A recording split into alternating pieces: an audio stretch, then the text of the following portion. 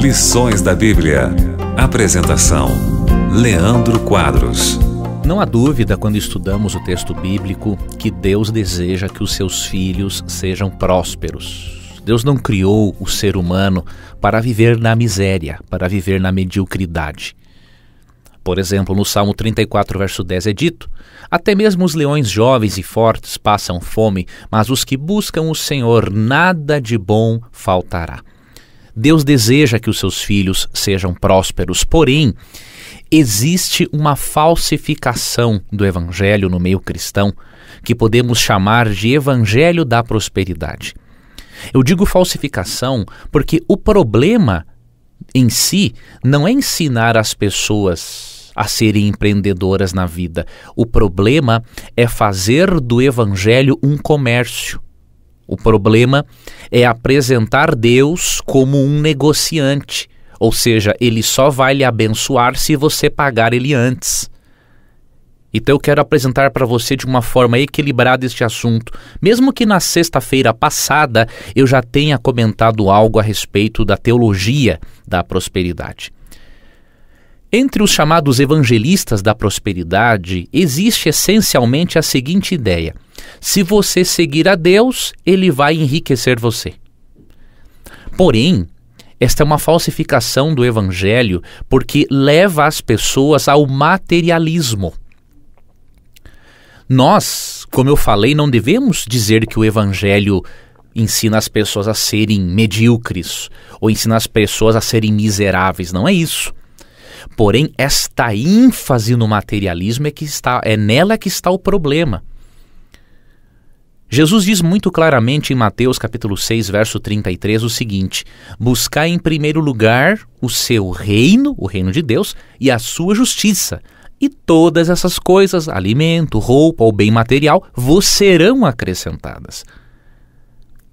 Muitos evangelistas da prosperidade colocam a ênfase no material e não ênfase no novo nascimento produzido pelo Espírito Santo. É um erro relacionar a aceitação do evangelho com a riqueza.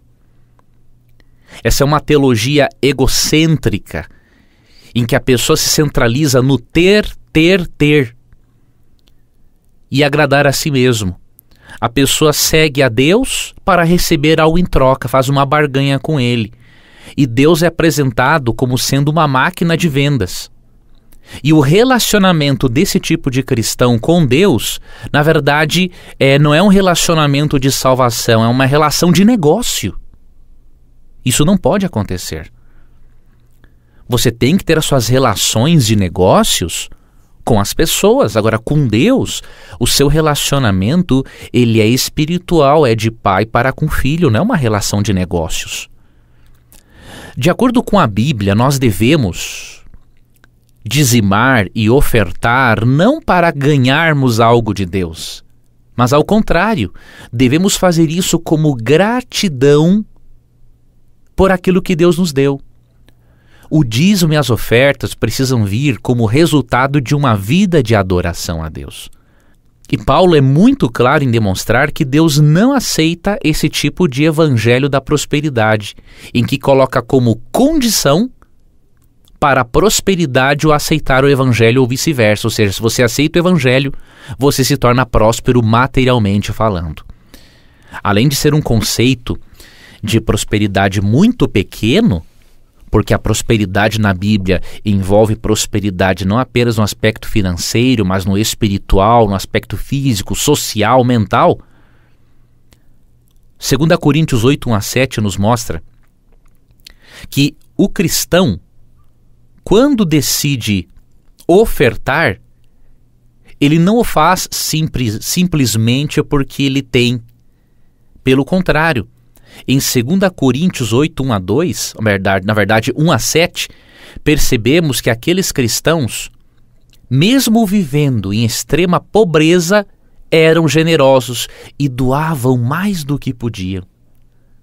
Não podemos ver a riqueza como uma demonstração de que a pessoa realmente tem uma relação com Deus.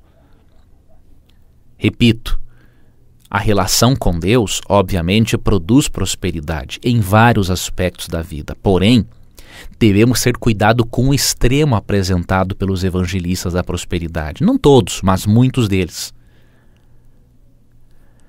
Se riqueza é sinal da bênção de Deus, então os fariseus estavam certos.